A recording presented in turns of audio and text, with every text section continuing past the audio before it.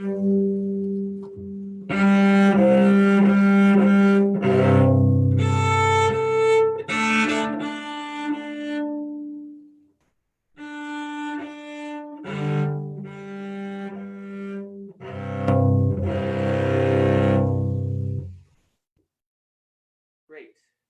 It's 12:01, and it's hard. I actually don't know who's on or who's not, but maybe we can just get started. My name is Kee Kim, and I'm the cellist of the Parker Quartet. And it's great to be back on this forum.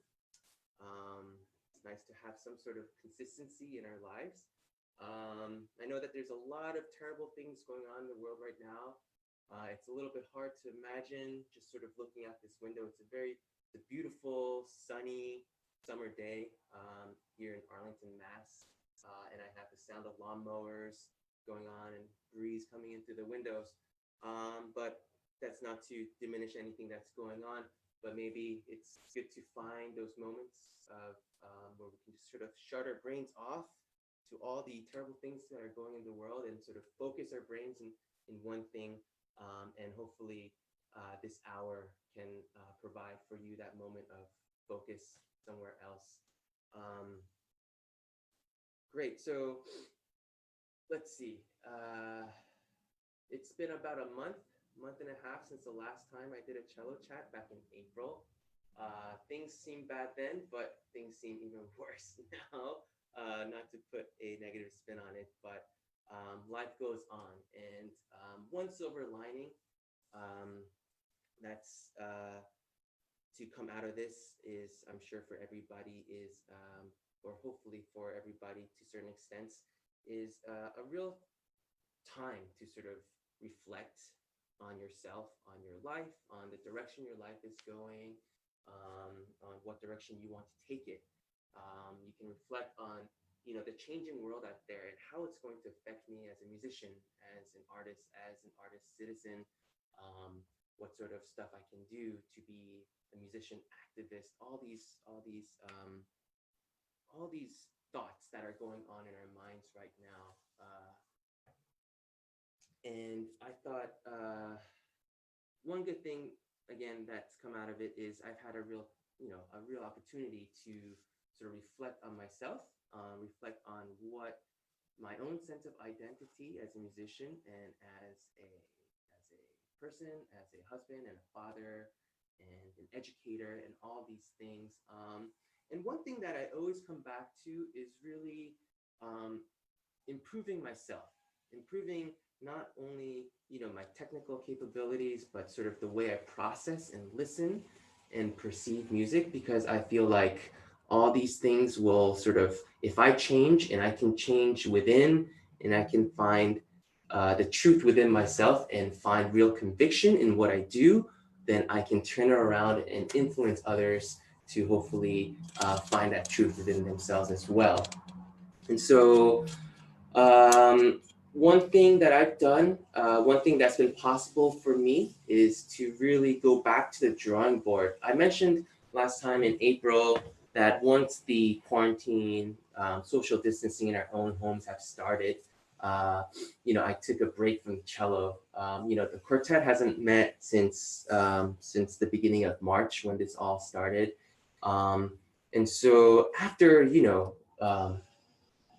almost 20 years of really just sort of focusing on the cello, focusing on the quartet, focusing on the quartet repertoire, focusing on how to become a better quartet cellist and playing better bass lines, playing, influencing music from within this 4-part structure. It's been really kind of eye-opening to sort of approach the cello just on my own. And so in that regard, I've been, towards that end, I've been working on a lot, as most of you have, I'm sure, working on a lot of solo Bach. I've been sort of going through the solo cello repertoire and just sort of dabbling in it. The Britten solo suites, the Due to You, the Schnicke improvisation, all these different pieces, just sort of reading through the Lawrence Lesser's lute suites, lute version of the Fifth Suite. Just sort of, some things I'll go deeper into than most, but just really sort of knowing what's out there. And obviously, I mean, something I've always known, but maybe forget to think about sometimes is how different the skills are sometimes. After working on Bach for a while on my own, the quartet is actually starting to get back together in a couple of weeks, for rehearsing to make some online videos and stuff like that. And we're going to take, all responsible precautions and all that stuff too. But in any case, I've started working on this cello and this quartet repertoire, and I've realized how difficult it is on its own. Playing, it's a really different sense of difficulty, making sure there's a lot more octaves, that kind of stuff.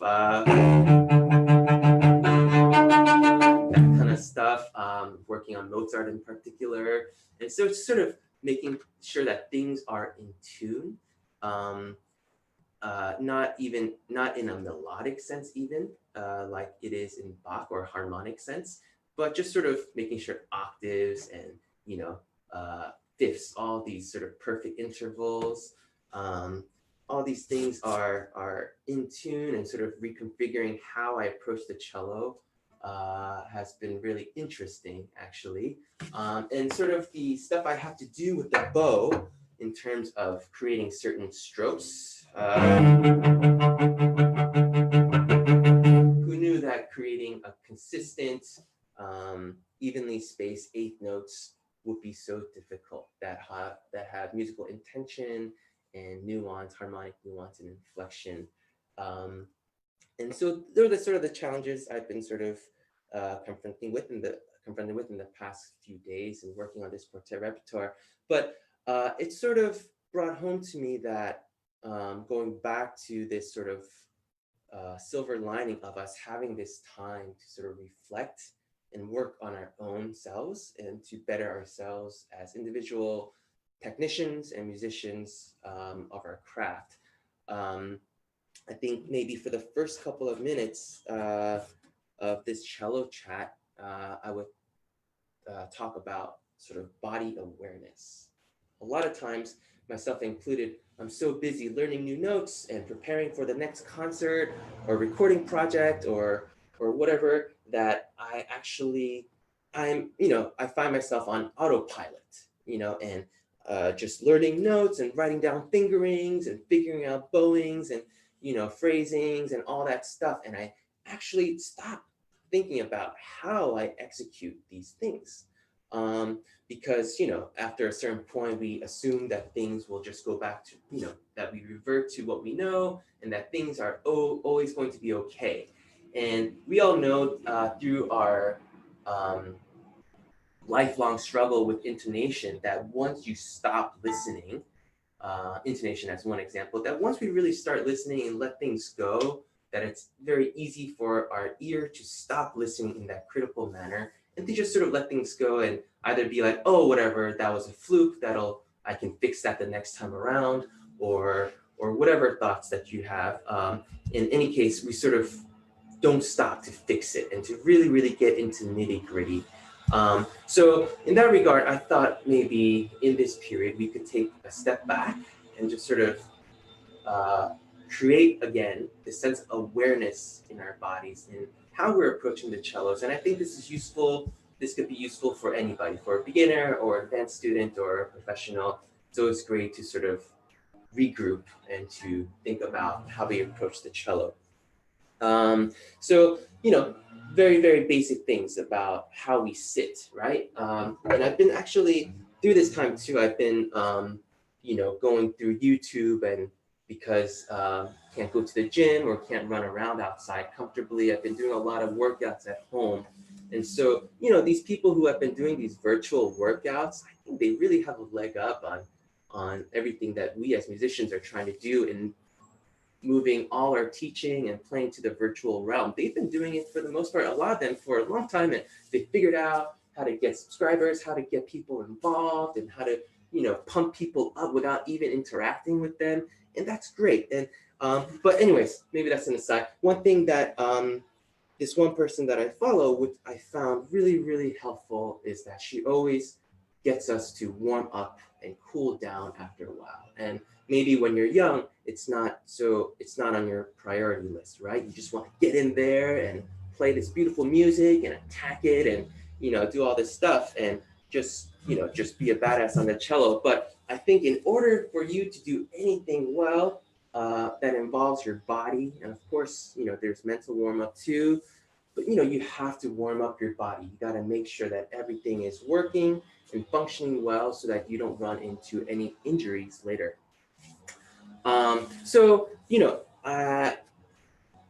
Let's sort of go through our checklist of what we do, right? Because we sit down all the time. Here's me standing up, and then here I'm going to sit down, right? And we talk a lot about, sitting up with a good posture, with a straight back and feeling our core. But what does that actually mean, right? So I found that actually when I try to sit up, I overarch my back a lot of the time. And that's not good either, because that's going to cause strain on your lower back. So one thing I actually found helpful is I realized that when I thought I was sitting up straight, what actually was happening was there was a slight slouch in my belly, and I was sitting more on the middle part of my glutes, of my butt, right? So it makes me sit back and it makes me slouch like this. And one thing that I found really helpful is if you sort of lift up a little bit and scoot your hips back so that you're sitting really on the bottom part of your butt, right? So your hips are back and your core is straight and you're sitting on your sit bones on the bottom part of that rounded part of your butt, right? So that sort of forces you to sort of straighten your back. Okay. So you see how everything is nice and straight, and then you really want to borrow a concept from Alexander technique. You want to think that your spine is straight and your head is just resting on top of that spine, and it's nice and relaxed. This is really helpful for me because I know that I play with a lot of tension in my neck, especially when I really get into it. I feel like I jut out my neck, do the whole turtle thing, and it's always like sort of bent like this. And so I think it's good to be emotive and to be moving around, but always find your center. Always find that neutral position, which is when everything is relaxed. It's not erect. It's not, super rigid, but because you're supported by your core, right? And you're sitting on your sit bones and your feet are flat on the ground, like you can sort of sit up and stand up at any point. You're sort of attentive and alert, and your neck is resting on top of your spine. Again, borrowing that Alexander technique, thinking that there's a string attached to the top of your head, and it's sort of maybe not the best image right now, but just sort of the string in your head is sort of hanging from that string like that, like sort of like a marionette or a puppet. And then you just sort of, everything is relaxed, right? And so obviously when we're playing the cello, there's stuff that, playing out here on the A string, or, or playing a lot of fast stuff, or even sustaining, like for a long time. I feel like, there's moments where we have to use our bodies a little bit differently, right? But what is most important is making sure you come back to that neutral space. And I think that's one thing that we can always be aware of when we think, oh, I'm so tight, that's already too late. You're reacting. And so before we get to that point in our playing, making sure that we're aware of our body. Oh, I feel myself getting tight. What can I do to release that tension? And it can be something as simple as changing a fingering. And I found that, sometimes running through a piece, something just doesn't work. And there's always a moment where I get tight and I can't get out of it. And, instead of trying to sort of force my way through it, I'll just sort of go back and sort of play again with the real awareness, sensitivity to what actually is getting tight. Is it my shoulders? Is it my neck? Is it my thumb? Is it my forearm? Just sort of having this sort of awareness of your body can really help you make informed and efficient choices about how to use your body. Great. So I see that there's a question. Before I answer that, I imagine because of everything that's going on in the world, and today it's only noon on a Monday, that I don't know, the questions seem to be a little bit slower than previously. So hold off, if you can hold off on your question, I can answer that. I just want to go through this sort of body awareness tutorial, I guess, whatever you want to call it. So we talked about posture, right? Okay, so let's go to our right arm, our bow, right? And so just sort of having awareness and creating awareness of it. Sort of, you have to practice being aware too, right? So in your own workouts, in our own warm-ups, right? And I hope everybody is warming up, and I hope everybody has their own system of warming up. Make it fun. Don't make it a routine, because routine is work and that's not fun, right? Switch it up and be creative with how you warm up. But one of the most basic things I like to do to warm up is just play open strings.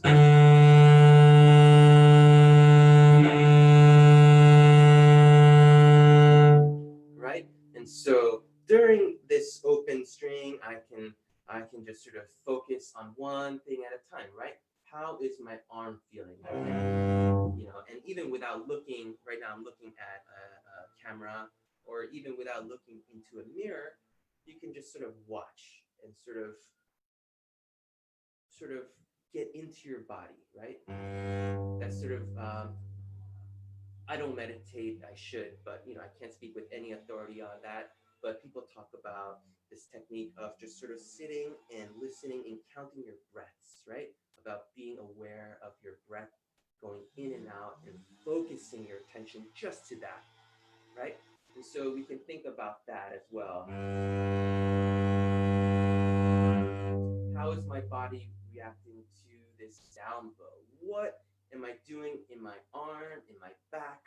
What is happening in my forearm, in my upper arm to facilitate this straight bow and to facilitate the same amount of pressure with more or less the same amount of bow speed? Create this resonant tone. What am I doing in my body?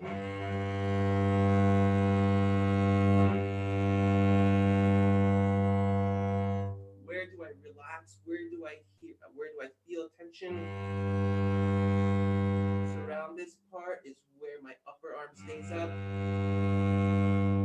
And then my forearm extends. Sort of, I'm sure we've all learned that in our beginning studies, is sort of this movement, right? So trying to keep that fluid and not ever jerky, but always one fluid motion, always serving the movement of the bow, right? I like to say that keep the bow straight and keep the bow moving, and see what your body has to do to facilitate that, as opposed to the other way around. Oh, I need to hold the bow like this, and I need to angle it like this, and I have to have my arm like this in order for the bow to go straight.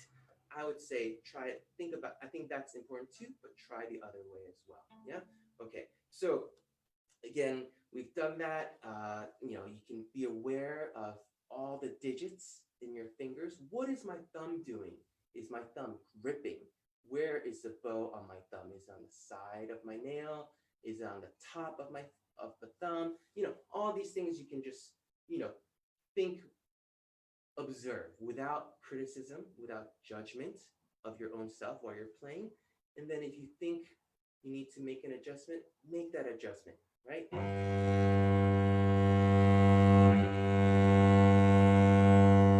And it's so important to think about the individual fingers, right? I also teach that, these fingers, the left hand too, that all the fingers just act as little components of the larger hand, right? And so, especially in the left hand, no finger is going to work on its own because there's no power there, right? It has to always exist within the unit of the hand. That's what positions are, right? All these different positions. In order for you to play the cello consistently and with minimal effort and efficiently. But going back to the bow hand, right? So thinking about, it's important to think about the fingers as part of one unit, but also in this body awareness exercise to think about all the function and the role that all these fingers have, right? And so some exercises you can do is to play without, just isolate the fingers, just play with the index finger and the thumb. Obviously easier towards this part because it makes us pronate in that way. Playing with just the pinky, obviously easiest at the frog because we have this pulling motion, right? And so, and then sort of do that, try just these two, try the front two, yeah? And then try a little bit upper part of your bow and see how that affects you, and think about all the little joints in your fingers and how they're working to sort of facilitate that, right? And obviously, if we think about this all the time, we're never going to get any work done, right? And so it's really important to sort of focus your energy, focus your thinking, just in very concentrated bursts, right? So take 5 minutes, 10 minutes to think about what you're doing with your bow, what's happening with your bow arm. Okay, so we've talked about our fingers and our arms and sort of having awareness of everything. And then actually, if we think of the bow as an extension of our right hand, right? That's ultimately what we want to think. Then we can sort of start to be very sensitive to what's going on in the bow itself, right? So if I'm playing, you can think, oh, what's going on in the bow here? If I play just with the same speed,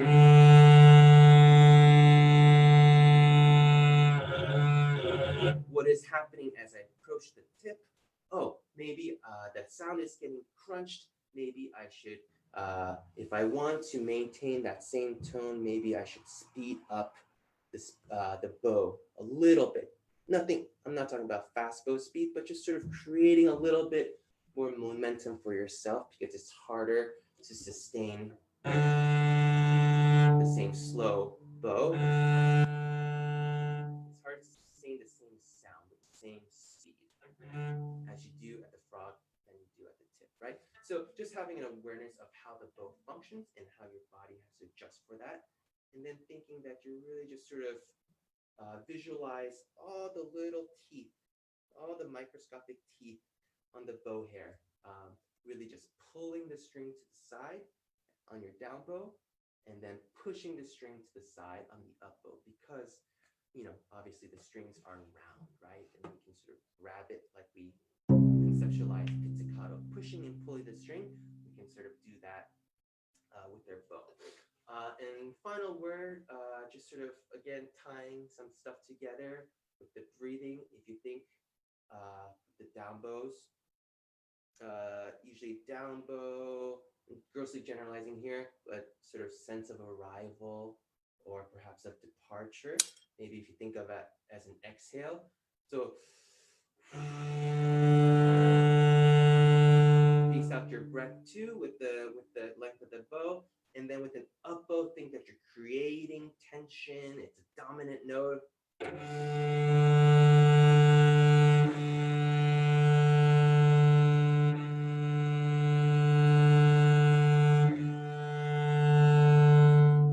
have that awareness of your breath as you, with the usage of the bow, right? And sort of try to tie that all in together. Okay, so finally, before we move on, I'm just gonna go quickly to the left hand. And just sort of always being aware, having awareness of our body, you know, just sort of, when we're little, we're taught to sort of hug the cello, right? Hug the cello like it's your best friend, right? And then you see how my arms reach across, my back is open, and then you just want to sort of open up, right? And then my right arm goes here, and my left arm goes here. Everything is relaxed, everything is neutral. I'm sitting on my sit bones, my feet, both my feet are flat on the ground, my core is tight, my spine is straight, my shoulders and my neck are relaxed, right? My wrist is straight, right? And so think about as you go up and down the fingerboard, think about your arm. What is my arm doing? What is my arm doing in this upward shift? Right? Keep your wrist straight. Don't lead with the fingers. Don't ever lead with the fingers, but lead with the arm. Think that you're leading maybe this way, because we're on different planes. The fingerboard is straight, and our arm sort of goes like that. We have to sort of lean into it this way, right? And then we're going up, and then when we come back down, again, I don't know, maybe it's semantics, but think that you're sort of reaching back with your index finger to point to your nose and let that guide you. This sense of, I don't want to say lead with your fingers, but sort of just without creating any awkward angles in your wrist, nothing like that. Just keep it very neutral. See what your arm has to do to accommodate that. And then keeping your fingers really in position, thumb position, and back. Paul Tortelier in his book talks about, I don't know, like 7 positions of the elbow when playing the cello. I haven't been able to find all 7 of those positions. And in any case, I think the larger point being that the motion is always fluid, and we never go like this, right? We never reach back like that with our arm, right? Our elbow kind of serves as the pivot point. And then when we're back here in first position, we're sort of letting the elbow or the weight of the upper arm sort of keep our hands on the string, okay? And so let's see, just maybe 1 or 2 final points I just want to make is finally about our fingers themselves, right? And so when we're in, this sort of will touch on vibrato as well. And so when you're playing, I don't know how everybody was taught, but I'm sure even if someone hasn't articulated to you, you're sort of doing it intuitively by yourself, right? We don't just use the tips of our fingers, right? I think when we're playing something slow, when we're holding a note, we want to always engage the fattest part, the meatiest part of our fingers, because that's, the more surface area there is holding the string down, the richer the tone will be. Think about the nut here and how the string is just it clamps the string down right at the pitches that we need, right? So if you think about the strength of that tension that's caused by, the tension of the string strung out over the cello, think that our cello acts as that, our fingers act as that sort of movable fret on a guitar, right? And so we want there to be as much surface area, as much force with the least amount of effort, right? So when we're practicing vibrato and we're playing something, I don't know, more melodic, think about sort of shifting the string into the meatier part and sort of flattening your fingers this way.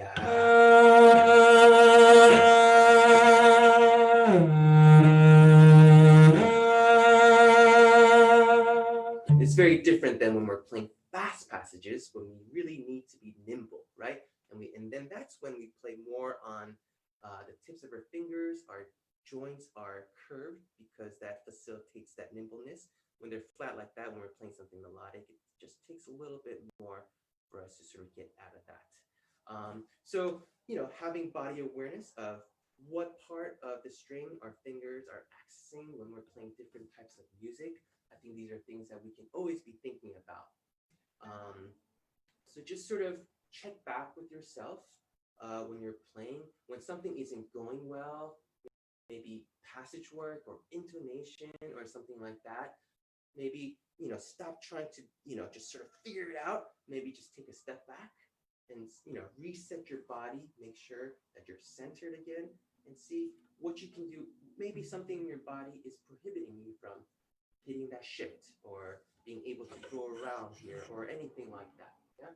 So just sort of take a step back, reevaluate where your body is, connect, feel a sense of connection with your body and the different body parts that are engaged in playing the cello.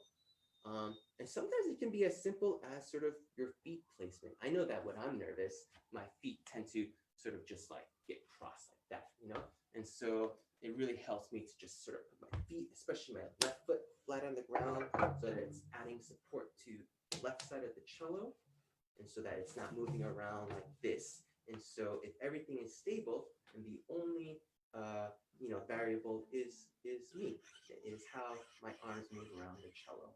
And so finding sort of stability in that way.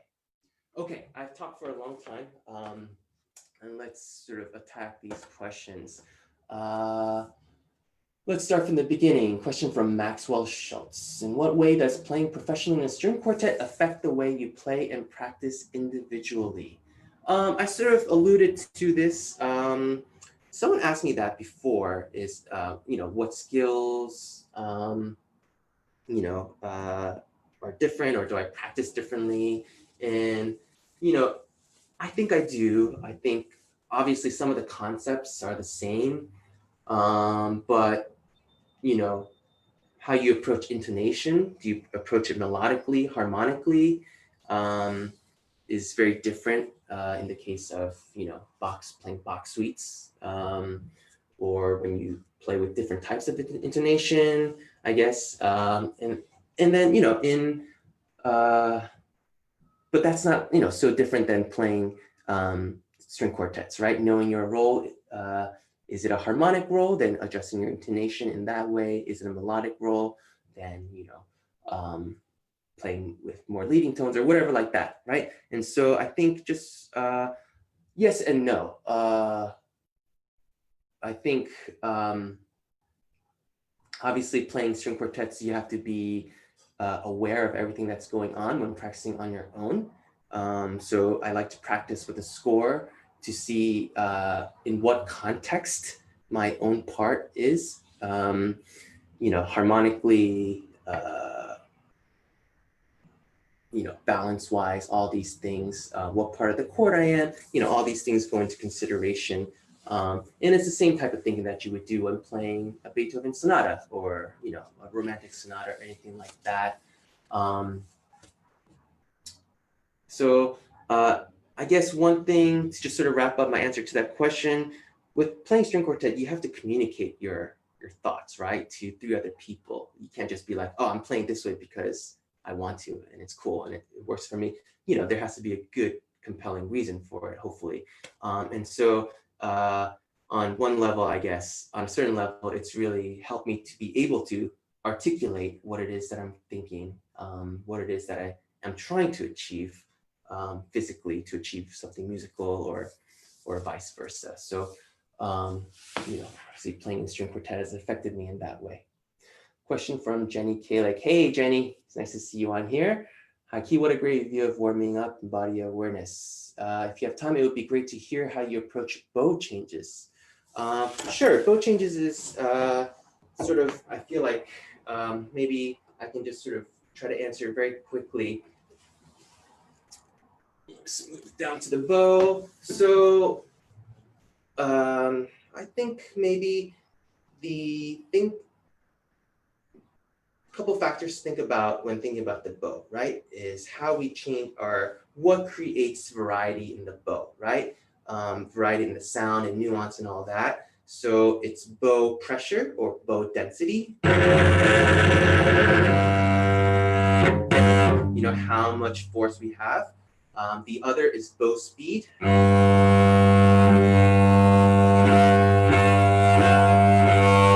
Right, and then the other is contact point. Where we are. And so it's sort of a combination of all those variables that create all these different inflections and nuance in our playing. And it's those elements that we can think about when we're thinking about changing our bow, right? So I alluded to it before, but the frog is the heaviest part of the bow. And it's where, in a way, we have the most control because we're closest. It's where we're holding the bow, right? So I feel like when I'm coming in for a bow change, then all I have to think about on a down or going from up bow to down bow by the frog is to think about releasing pressure, actually. I want to think that I'm picking up the bow or sort of letting it be suspended in my fingers and let the weight of the bow and the weight of my arm on the bow create the pressure to keep the sound going. And so all I'm doing is changing the direction.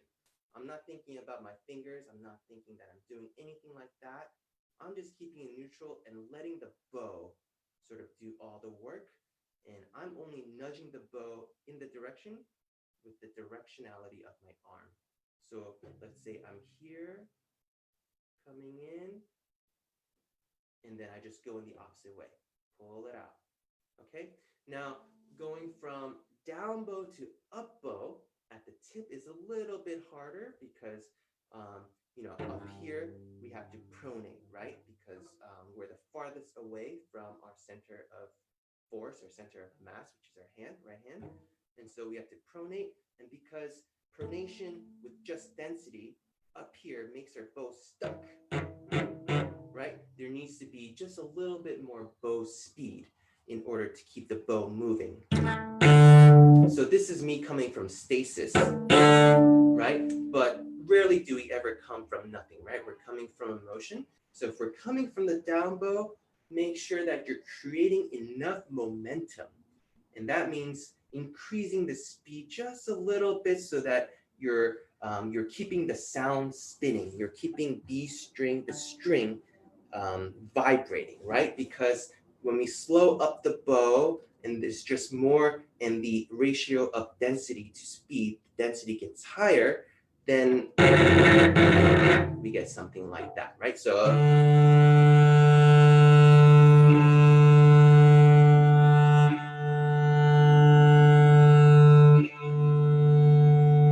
something like that, where you really, I like to think that I go over the bow change and my body is already in preparing and already in the motion for the up bow the split second before I actually change the bow, so that in a way it kind of catches the bow in the up bow trajectory. Yeah. So a couple things to think about, right? So what we learn when we're young, when we put the tape on our bow, right, and we divide it into 4 parts, 1, 2, 3, 4, 1, 2, 3, 4, is not entirely true. It should probably be a little bit 1, 2, 3, 4, right, where we spend the most amount of bow on our up bow. So just thinking about keeping the bow moving, however slow it wants to move, or it needs to move, whatever the music calls for, but it always needs to keep moving in order to keep the sound spinning and the resonance going. So just a little, I don't know, hopefully that was helpful. Okay. Do you have tips on working on Bach 6 prelude and solidifying the intonation really well? How does one practice in order to attain a wider vibrato? Okay, that's 2 questions, but I will try to answer them both. Tips on working on Bach 6 prelude. That's actually a very relevant question to me because I've been working on some movements of the Bach 6 and other Bach as well. But Bach is actually great to work on intonation with because for the most part, all of them are in keys that involve open strings, right? First one, G major, second suite, D minor, C major, E flat, which utilizes E flat major, which utilizes the open G string as a third. Was it C minor for the fifth suite, and then D major, right? So all these open strings, except for the fourth suite, and so our ears are not perfect, right? So what I did was actually, it's in the other room, I won't get it now, but I got a tuner. It's a Korg 130, 120, I don't know, some model number. But in any case, it has a speaker that's pretty loud, and I can adjust the frequency, right? 442, I usually tune at 442, so I'll put it at A442, and then I'll put it on D, right? And so I'll take a section and I'll just sort of try to hear, just focus on intonation. So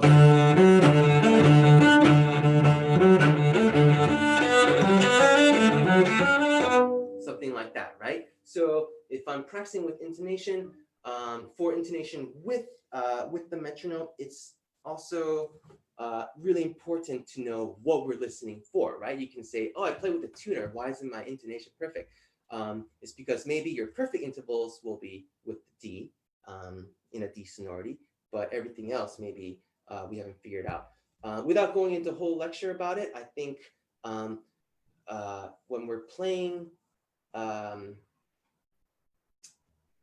harmonically, right? Even if it's melodically spelled out, like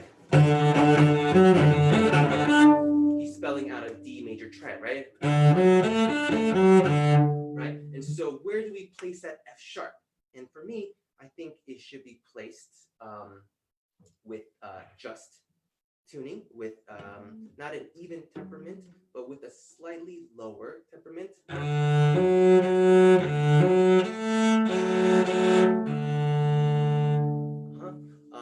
And just temperament is really based on sort of the harmonic series, right? So if you don't know where you should place that third, that major third,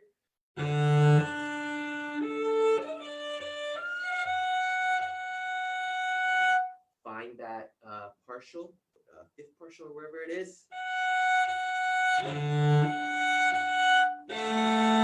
And that should really give you that really centered, well-rounded major third.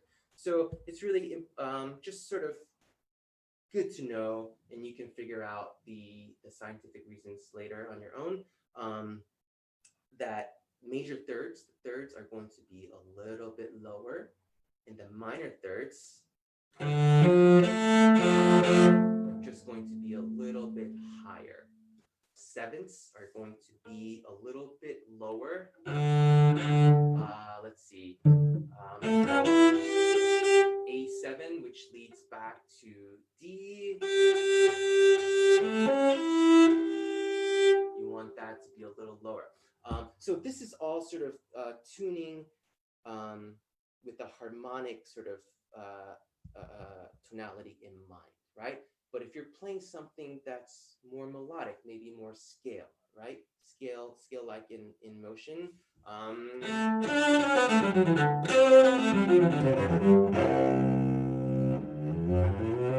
Right. So in those instances, we can play more with what Casals calls expressive intonation, right? Where we play with slightly higher leading tones.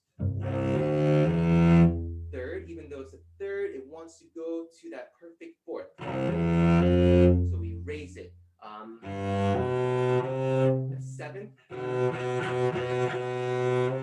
wants to go to the octave, so we raise it to create this sense of intention into these perfect sonorities, right? So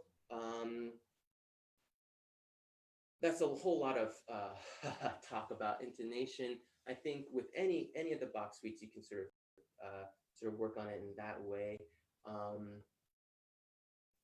Just think about whether it's harmonic or melodic and adjust your intonation.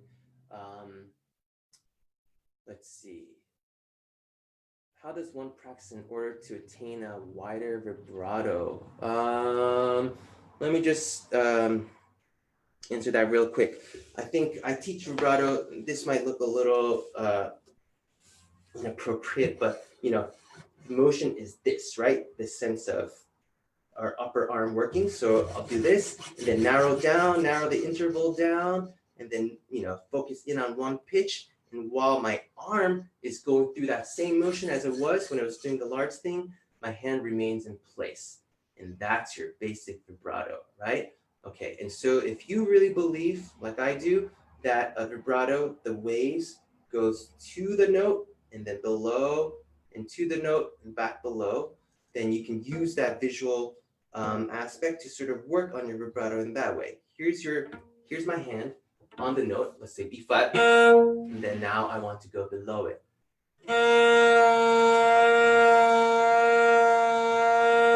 Right? And so you can sort of practice your vibrato in that way.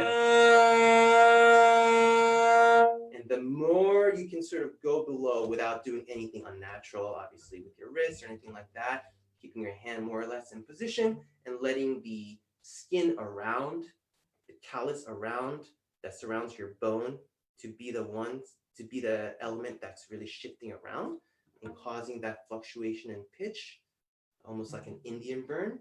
As one of my teachers like to say. Then you can sort of adjust the speed and width of your vibrato. My thumb is loose, but it's also not, the instigator of the action. The instigator of the action is my whole hand or my arm, right? So practice in that way.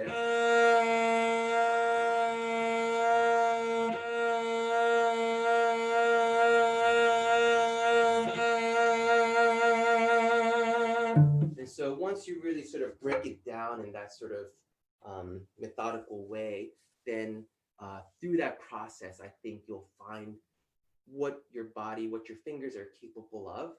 And, they're probably capable of a wider vibrato than you thought initially. So maybe just slow it down, think about the process, and then I'm sure you'll come out of that process with much more variety in your vibrato. Do you have any exercises? Great. Let me just skip the question from Paula real quick, just because of the vibrato. Any exercise to get control of the vibrato? Yes. I really should have brought my tuner / metronome here. No matter, I have a metronome here as well. One other thing you can do, just to really be very methodical about it, is to just have your metronome, and let's put it on, like, I don't know, 56.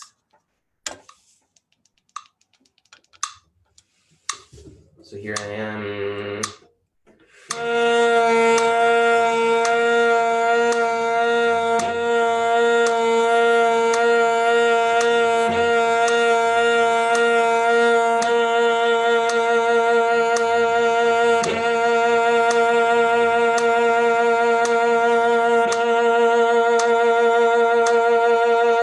Yep. So just sort of what I'm doing is I'm, speeding up the amplitude one oscillation at a time. So 1, 1, 2, 3, 1, 2, 3, 1, 2, 3, 4, 1. And obviously, like anything else, like exercising or working on your golf swing or whatever, right? Sort of breaking it down into its most basic motions and sort of quantifying it in that way will help you gain control of your vibrato. It's also really important to approach it from the other way around, right? When you're working on a piece of music, what kind of sound do I want here? This is really intimate and sort of a quiet thing, then maybe I can play with faster, more narrow vibrato. Oh, maybe that's making it sound too anxious. Let's slow it down, right? Just to have a visualization of what you want the sound, of how you envision the sound, and then sort of seeing what you have to do in your body to sort of create that, I think.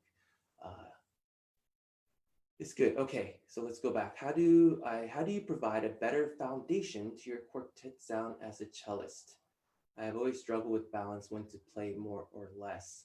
I think that's something that you can sort of work on with your quartet and sort of figure out how you want to balance things. I think usually the cello role is, obviously playing the bass line. Sometimes we get melodic stuff. Sometimes we get inner voice stuff, meaning more rhythmic things, or maybe more sort of thirds, sevenths, of a chord. It's just sort of, again, touching on this theme of awareness, knowing what part you have right? And this is all on your own, as you do your score study, as you get to know your part. And then when you get into the group, rehearsal situation, whenever that's going to be in this day and age, you can sort of use that knowledge and then adjust accordingly. It's like, oh, I have the melody here. Okay, so obviously I have to maybe not play loud, but be more prominent. Okay, how is everybody else playing? And where does my sound stand in relation to those sounds? Oh, I'm actually I'm the counterpoint, right? So where does that stand? Or I'm the third of the chord. How much should I play? Probably more than you think. I think all these considerations, score study is really important to know in what context your individual line stands, and then bringing it into the rehearsal room and sort of finding that common ground with your rest of your chamber music partners, I think is part of the process. It's part of the work that we do in the rehearsal room. Just struggling with balance. Yeah, so I think with a group that you're have some consistency with, you can always find that balance a little bit more, know your colleagues' tendencies, right? And always be adjusting. And then, I'm sure they have ideas as to how you should play and all that stuff too, which is really important to listen to, but also maybe to record yourselves with, and obviously mics and mic placement has a great deal to do with, and input levels and all that has a great deal to do with how you perceive balance. But, as long as you take everything with a grain of salt, it should sort of inform you as to how you should play. Okay. What advice can you give to young quartets in terms of rehearsal efficiency and making decisions on musical ideas? I'll take that question first. I don't know. As a young quartet, I think it's important to really try everything. As an established or professional quartet, obviously it's important to try everything as well, try people's ideas. As you get older, I think as we get more conviction to know what is good and what our tendencies are, good tendencies, bad tendencies, likewise for our colleagues as well, I think we're able to sort of make those minute adjustments, but without having to talk through things. But I think when you have the time, I think it's really important to sort of go through everybody's thought process, and how are they perceiving music? How are they perceiving their part? And then in terms of efficiency, I don't know. I feel like, and it's something that, my quartet struggles with. Every quartet I feel like struggles with to a certain degree, but making sure that, even though you try everything, you move quickly, try not to talk too much, when trying ideas. Oh, I like this idea, but I think that this and this, even before you've even tried the idea, right? So, when you try someone's idea or your idea, make sure you try to approach it with as much sincerity and good intention as you would if it was your idea, and then move on. And then, oh, that worked. Oh, maybe that was okay. Okay. And then, don't try to, one thing that I think I struggle with and my quartet struggles with too is, because we have to move rather quickly, is making those decisions. So what should we do? I think one thing to, and nobody wants to commit because everybody realizes that nothing is absolute and maybe we're wrong, maybe this is bad taste or whatever it is, right? And so, but I think it's important to maybe after you've tried everything, make a decision to be like, okay, this is what we're going to do for now, and let's live with it for a little bit.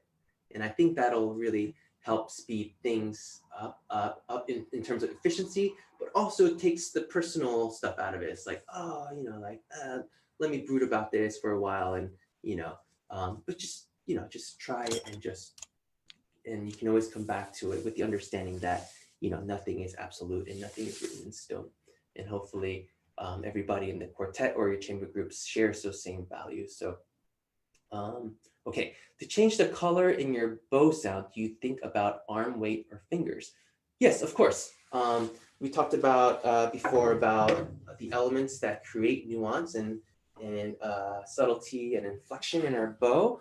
And so, all those elements that are creating bow speed and, changes in contact point, changes in bow density are created by our arm weight, how fast we're moving our arm, all that stuff too. So whether you think of that first, or you think about the bow first, or you think about the musical intention first, they should all lead to the same thing, hopefully to the same conclusion. So maybe, it's good to sort of approach all these technical aspects from different directions. Okay, how does one practice the octaves in the last variation of the Rococo variations? Hey, Alicia.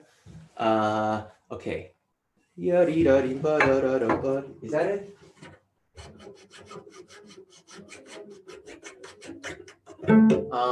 Man.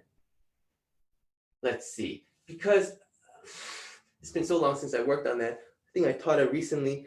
But in any sort of octave situation, obviously everybody knows, right? The farther you go up, the intervals get a little bit smaller. And I think for something like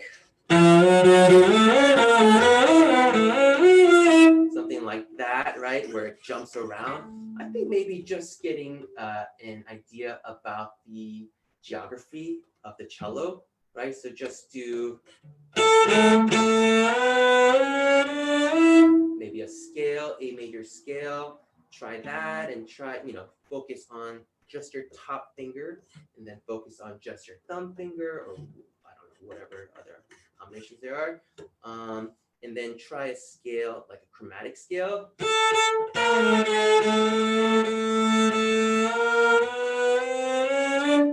Try a whole tone.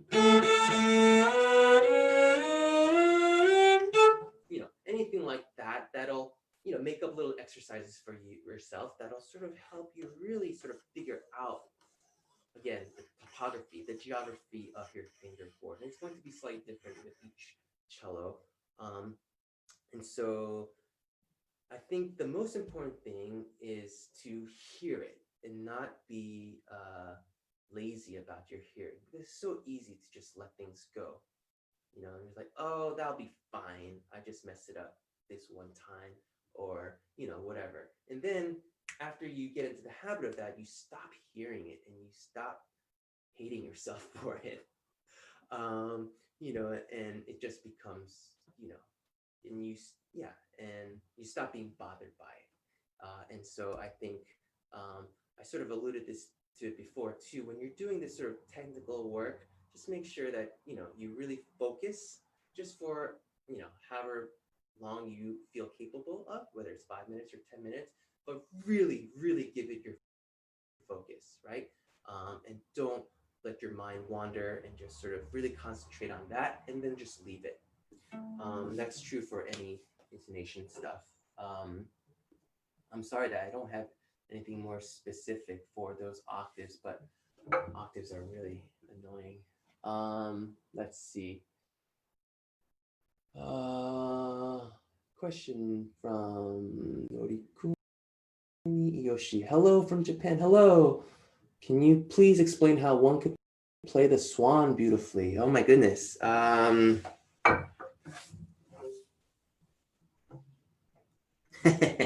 a hard question. What is it that Rostropovich, did he say that playing the swan was the most difficult thing?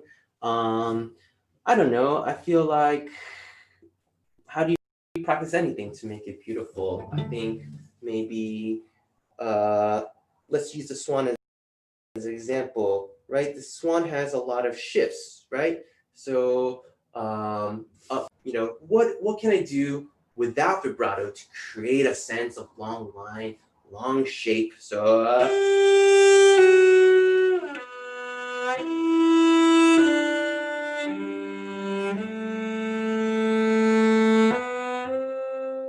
what am I doing with my bow distribution? How am I distributing the bow? When am I, applying pressure? When am I speeding it up? I think all these questions come to mind, should be raised when you're sort of just working with that, okay? And then you can work on vibrato. Maybe your point should be, let me try to play this with really, really, really consistent vibrato. Now, me personally, I don't advocate for vibrato all the time. I think sound at its base should really, really be instigated by the bow. And I really, truly believe that. And you can create so much shape and color just how you inflect with the bow.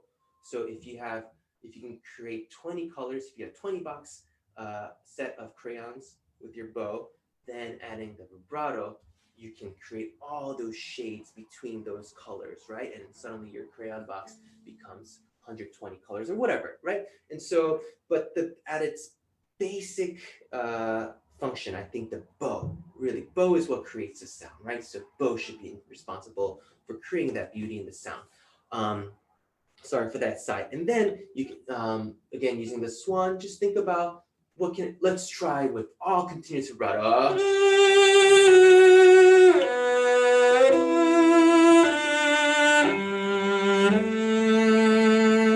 Right? So maybe that becomes an exercise in vibrato, and in any case, you've learned, okay, maybe that's not so nice. That's, there's not so much inflection there, just sort of one beautiful sound, but not much shape. Okay, so we've gone through that process, so we know. Okay, so let's say, I keep missing this shift. How do I work on that? So instead of going through the entire piece, just sort of work on that.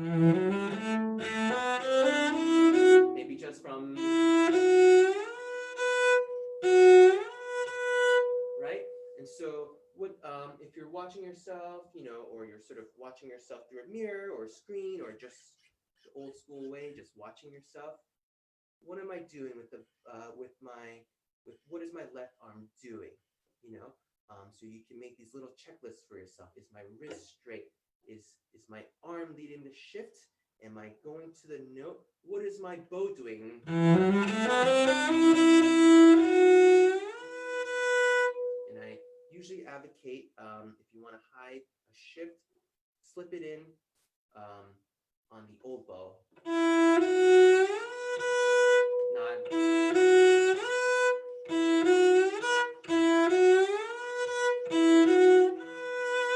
Right? So, assuming that, shifting will be a problem. But sort of with any piece, I think really finding the separating all these elements is really good to sort of focus. You can sort of separate just intonation, or I don't know, or maybe just focus on phrasing, right? Because that's I haven't really talked about the musical side of it too, but that's equally important, right? In order to give intention to all the technical work you do, you need to visualize what you want to do musically, right? It's you shouldn't really separate the two, although sometimes you do have to, right? Doing passage work, but how you conceive of the music will inform how you play it, how you carry out the technique of it. So it's really important to always have musical intention, visualize the music, where you want it to lead. Is it heading into tension? Is it resolving? Okay, so what sort of sound do I want? What sort of sound do I want when it repeats?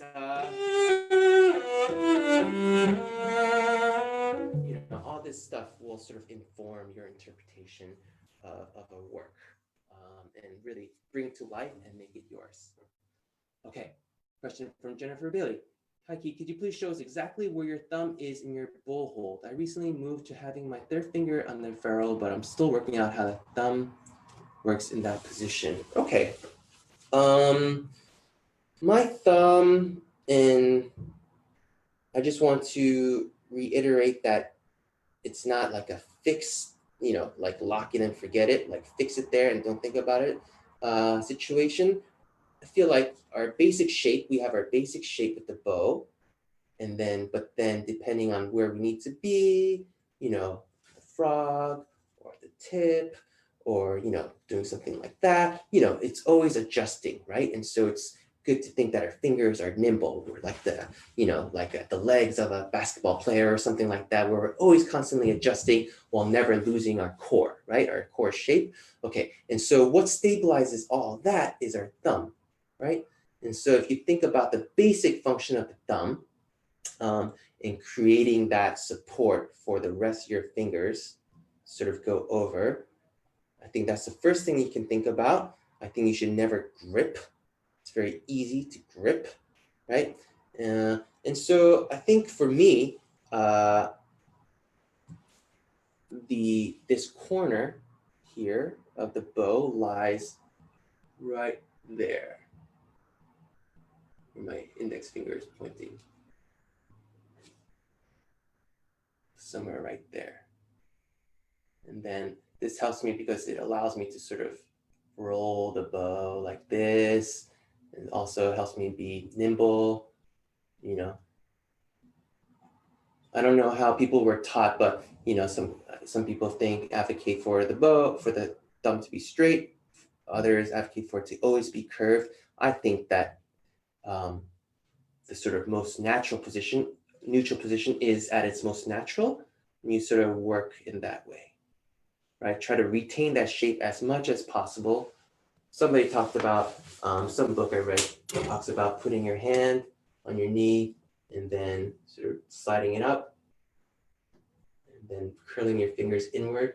And that's your basic shape. And then just stick your thumb in there, make the adjustments you need so that the bow is lying. And then just think that, I like to think that of my fingers and my thumb as, I don't know, like suspended cables that are holding up a car in an assembly line or something like that. So strong, but so flexible, right? And so, being able to adjust. So I don't know, I feel like with different hand sizes and body types and arm lengths and everything, it might be different for people, but the basic philosophy, the basic thinking, I think concept is the same. Yeah. Okay. Wow, it's already 1:10. Okay, so maybe this will be the last question I take. Thank you for sharing. How do you organize roles in your quartet? Do you work with some producers or do you manage to make everything? Okay, more of a sort of work question. We have different roles in our quartet, sort of administrative roles, to sort of, again, to help things be efficient. We have a teaching residency at Harvard. And so, for example, like I'm the liaison for the quartet in Harvard, so our communication is efficient with the administration there. We have someone else being the liaison for the quartet and our management, MKI. They find concerts for us and, talk to presenters and, all that side of the business. Another person does programming and, maps out large scale programming. Another person is a liaison for our course, our chamber music performance course, and, sending out correspondence to our students and organizing that, so all these different roles that we sort of chose or had chosen for us that, are speak to our strengths. Good. And do you work with some producers or do you manage to make everything? I'm not quite sure what you mean by that. We have like I mentioned, a manager, MKI artists, and then in terms of like making videos and making video content, yes, we do work with some people, mostly in the Boston area, who has produced some videos for us and stuff like that. So yeah, sort of getting to the nitty gritty. Okay, so I think that marks the end of the questions. You can give any closing remarks, that would be great. So it's 1:10. It's still beautiful outside and still, and hopefully that you enjoyed this hour with me. I enjoyed speaking into this seemingly void, but hopefully people were involved and sort of you can use sort of what I said. I just want to say that nothing is absolute, right? And music is not absolute, and how we approach our instruments is not absolute. I don't have absolute truth. I don't think anybody does. And so I think what we're all trying to do is give you basic principles and concepts and share with you what worked for us technically. And I think what it is your job to do, but don't think of it as job. Maybe it's your turn, maybe, is to really experiment with that and find what works for you. And, and as artists, it's not just about being creative about our music, but about the process, right? So make little exercises for yourself, make up little etudes, whatever will make it fun and engaging and fulfilling, right? You never want to think that you're doing it because you have to, or that someone told you to, especially in this day and age when there are so much going on in the world, right? That you really have to believe in what you do and believe that what you do is meaningful and significant. And that's what will give your life purpose and meaning. So, just know that you're doing it for yourself. And by doing it for yourself, you're sharing this with other people and sharing this beauty of music and the transformative power of music with other people. So that is our role as artists, as musicians. Never lose sight of that, never lose hope. And thank you very much, guys. Enjoy the rest of the day.